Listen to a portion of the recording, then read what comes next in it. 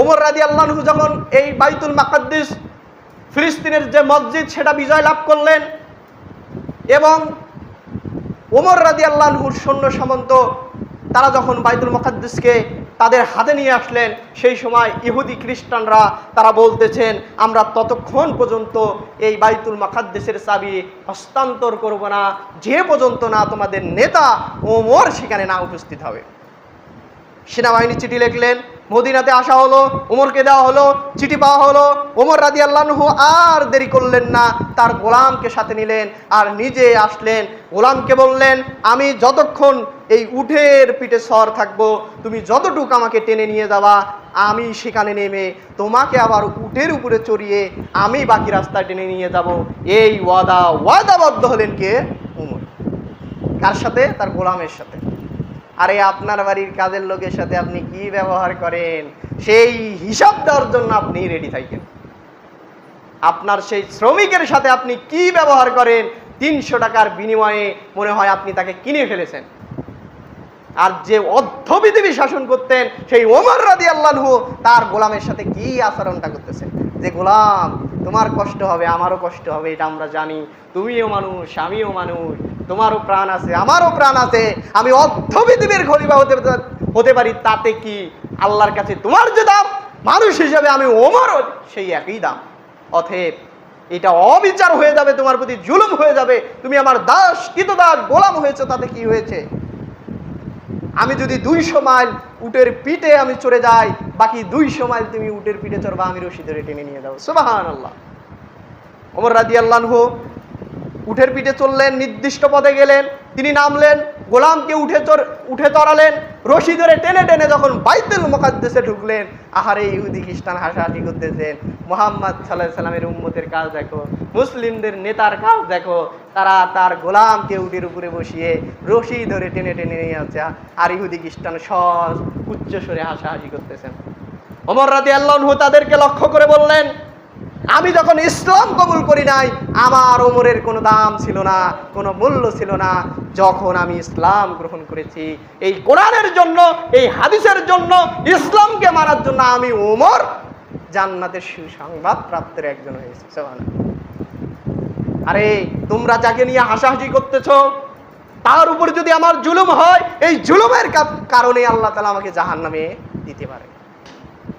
তখন ইহুদি খ্রিস্টানদেরকে বলছেন, আমরা তো এই বাইতুল মুকাদ্দাসকে বিজয় করেছি, তোমাদের সাথে আমাদের এই ওয়াদা, এই চুক্তি যে তোমরা আমার চাবি হস্তান্তর করো, এই দেশ আজকে থেকে ওমরের শাসন চলবে, ওমরের কথা চলবে, এই প্রতিশ্রুতি বুদ্ধি কাফেরদের সাথে হচ্ছে। এক পর্যায়ে ওমর রাদিয়াল্লাহু আনহু বললেন যে, তো এই ইহুদি তোমরা শুনো, এ খ্রিস্টান তোমরা শুনো, তোমাদের সাথে এই ওয়াদাবদ্ধে আমি প্রতিশ্রুতিবদ্ধ হলাম যে তোমরা কর জিজিরা প্রদান করবা, প্রত্যেক বৎসর সরকারি ট্যাক্স তোমরা প্রদান করবা, তার বিনিময় আমার সৈন্য সামন্ত তোমাদের নিরাপত্তা দিবে, তোমাদের সুরক্ষা দিবে। এই ওয়াদাবদ্ধ তোমাদের সাথে হলো। যুগের পর যুগ চলতে থাকলো। কোনো এক যুদ্ধে ওমরকে চিঠি লেখা হলো, আমিরুল মুমিনিন, আমরা অমুক যুদ্ধের মধ্যে আছি, কিন্তু যে পরিমাণ সৈন্য রয়েছে এই সৈন্য দিয়ে বিজয় লাভ করা সম্ভব না, আপনি আরো সৈন্য পাঠান। ওমর রাদিয়াল্লাহু আনহু সৈন্য পাঠালেন, আবারও চিঠি আসলেন, আমিরুল মুমিনিন, এই অল্প সৈন্য দিয়ে যুদ্ধ করা সম্ভব না, আরো সৈন্য পাঠান। পরামর্শ সালা বসা হলো। ওমর ভাবলেন, আর সৈন্য তো নাই, যত রিজার্ভ সৈন্য সব তো পাঠিয়ে দিয়েছি, আর তো সৈন্য নাই, কি করা যায়, কি করা যায়? ইসলামকে বিজয় করতেই হবে, যে কোনো মূল্যে, নিজের জীবন দিয়ে হলো, নিজের সম্পদ দিয়ে হলেও ইসলামকে বিজয় করতেই হবে, করতেই হবে। ওমর রাদিয়াল্লাহু আনহু সেই ফিলিস্তিনে তার সেই শাসককে চিঠি লিখলেন, তোমাদের সেই দেশের যত সেনাবাহিনী মোতায়েন করা হচ্ছে, ইহুদি খ্রিস্টানদেরকে সুরক্ষা দেওয়ার জন্য যে সেনা সামন্ত মোতায়েন করা হয়েছে, সেগুলোকে কামব্যাক করো, সেগুলোকে নিয়ে আসো। কন্ডিশন, এই সময় তুমি সেই ইহুদি খ্রিস্টানকে জমায়েত করো, তাদের কাছে যে আমরা প্রতিশ্রুতিবদ্ধ হয়েছিলাম, ওয়াদাবদ্ধ হয়েছিলাম, এই ওয়াদা যেন বরখেলাপ না হয়। তাদেরকে ডাকা হলো এবং বললেন, আপনাদের সাথে আমরা ওয়াদাবদ্ধ হয়েছিলাম, আপনাদের সুরক্ষা দিব, আপনাদেরকে আমি নিরাপত্তা দিব, কিন্তু আমাদের জরুরি এক যুদ্ধের জন্য সৈন্য সামন্তগুলো আমাদের নিয়ে যাচ্ছে হচ্ছে। অতএব ওয়াদার বরখেলাপ যেন না হয়। আপনারা 1 বছরের কর আদায় করেছেন, আমরা মুসলমানরা সেই কর ফিরিয়ে দিলাম। এখন আপনাদের সাথে আমাদের ওয়াদার বিচ্ছেদ হলো এই 1 বছর আপনারা নিজেরাই নিজেদের সম্পদ নিজেদেরকে সুরক্ষা দিবেন, নিজেদের জান এবং মালের নিরাপত্তা নিজেরাই দিবেন। আমরা ওমরের বাহিনী, মুসলিমদের বাহিনী আমরা দিতে পারছি না 1 বছর।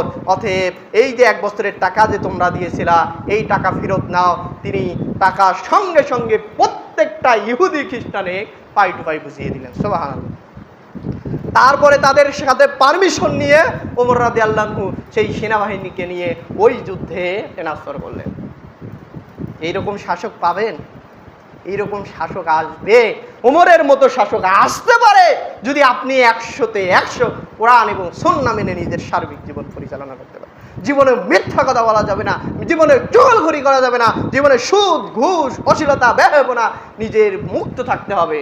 সে দিনের মধ্যে থাকেন, আল্লাহ তাআলা এইরকম ওমর যুগে যুগে পাঠাবেন ইনশাআল্লাহ। তাহলে আল্লাহ সুবহানাহু ওয়া তাআলা আমাদের সবাইকে বুঝা তদ অনুযায়ী আমল করার তৌফিক দান করুন।